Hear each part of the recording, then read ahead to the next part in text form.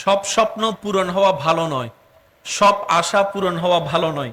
মানুষ বেঁচে থাকে আশা নিয়ে, স্বপ্ন নিয়ে, প্ল্যানিং নিয়ে।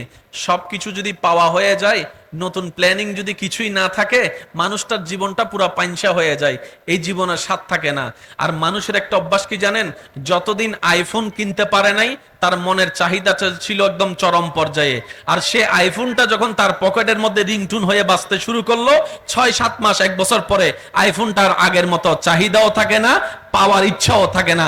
সেজন্য মানুষের একটা অভ্যাস হচ্ছে, না পাইলে দাম দেয় অনেক, পাওয়ার পর 2 পয়সারও মূল্যায়ন করে না। ঠিক না বেঠিক? পালসার হোন্ডার কেনার জন্য অনেক ছেলেরা মা বাবার জন্য, মা বাবার সাথে অনশনে নেমেছে। যদি গাড়ি কিনে না দাও বাদ, ভাই বলেন না, যদি গাড়িটা কিনে না দাও বাদ।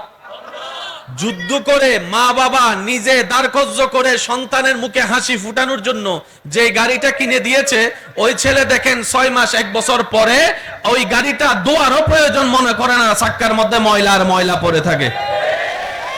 বাস্তব না বাস্তব? আপনারা বলেন, আরো জোরে বলেন।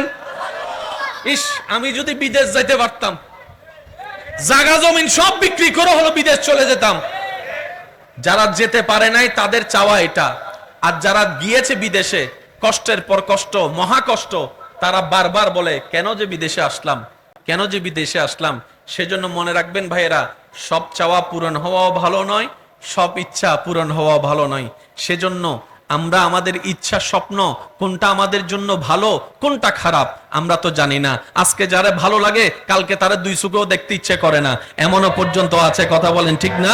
সেজন্য আমি সবার উদ্দেশ্যে বলি, শ্রদ্ধা এবং ভালোবাসার সাথে নিজের জীবন কেন্দ্রিক প্রত্যেকটা বিষয়কে খুশি মনে রবের সন্তুষ্টির উপর ছেড়ে দেন, রবের ইচ্ছার উপর ছেড়ে দেন, রবের সন্তুষ্টির উপর ছেড়ে দেন। দেখবেন রব্বুল আলামিন আপনার জীবনকে এমন ভাবে সাজাই দিবে, আপনি কল্পনাও করতে পারবেন না, এমন সুখ আপনার জীবনে দান করবেন।